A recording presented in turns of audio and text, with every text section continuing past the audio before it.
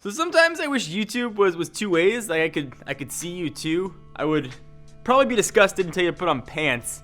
But also, I'd ask you to raise your hand if you're excited for the Galaxy S8. And I'd wager a lot of hands would go up.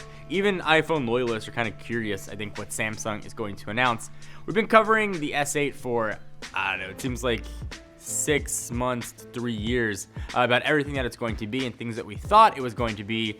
But now we have a complete picture, including release date, announcement date, and even TechnoBuffalo was the official site that debuted the leaked spec sheet for the S8, which is almost identical to the S8 Plus, which we're going to talk about.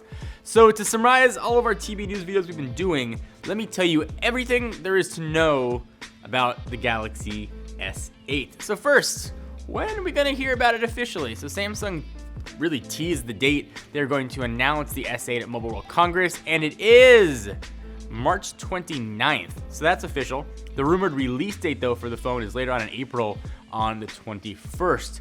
So let's talk about some specs. When I mentioned the specs for the S8, they're identical for the S8 Plus, except for one big difference: screen size. The S8 is 5.8 inches, and the S8 Plus will be 6.2, but same technology, same screen resolution, both Quad HD Plus, and of course Samsung's really awesome Super AMOLED panels. It's gonna be interesting to see how they do that. They should all have the curved display we've seen with the Edge. It also looks like they're gonna go the same direction that LG started with the G6, with that 18:9 or 2:1 aspect ratio, but that is yet to be seen. Optics are obviously going to be improved here on the S8, and Samsung I think has had some of the best camera modules going. It's not going to be an exception with the S8. It's going to be a 12 megapixel dual pixel sensor on the back and an 8 megapixel sensor on the front for selfies. Power of the guy is going to be a Snapdragon 835 in probably most markets. If you're lucky enough to get those Samsung's homebrewed Exynos 8895, that will be in there as well in a lot of the Asian markets. Of course, it's going to have the iris scanner built in that we saw with the now defunct Note 7. IP68 is going to be on board. Wireless charging. It will have USB-C, so all the stuff that we loved about the Note 7 will be here on the Note 8. 64 gigs of storage is going to be standard, which would be nice to have, and of course that's expandable. And 4 gigs of RAM, I think, is the one area that a lot of people might sort of knock it for. We heard rumors that the RAM was going to be as high as even 8, but that looks to not be the case with these line of phones. But not that's going to affect things or not, we've kind of yet to be seen. 4 should be plenty, but perhaps the more RAM is being saved for the Note 8 coming out later on in the year. So in addition to knowing the specs, we've also seen the phone pretty much leak out. Our friend EvLeaks leaked what looks to be a press image. The folks at BGR showed images of the phone on. It looks incredibly thin and close to bezel-less, not only on the sides, but the top and bottom.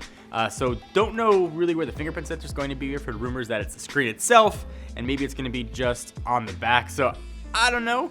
What we did see, though, was an extra button for Samsung's own UI, Bixby. But of course, things like Google Assistant should be on board.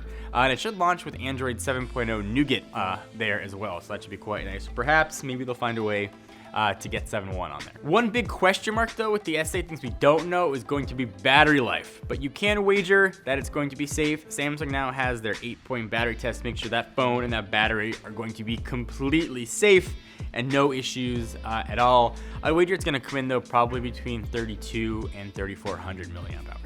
And our comment of the day comes from our top security tech video. It comes from TechnoState, who says, I normally don't pay much attention to security, but that lock got me locked up.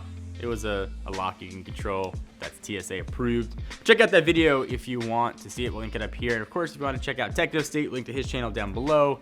If you want to be the comment of the day, just leave a comment and we'll feature you, and then you can get more subscribers and life can be awesome for you. Thank you guys for watching. The video thumbs up. We certainly appreciate it. Until next time, John Ranger for TechnoBuffalo.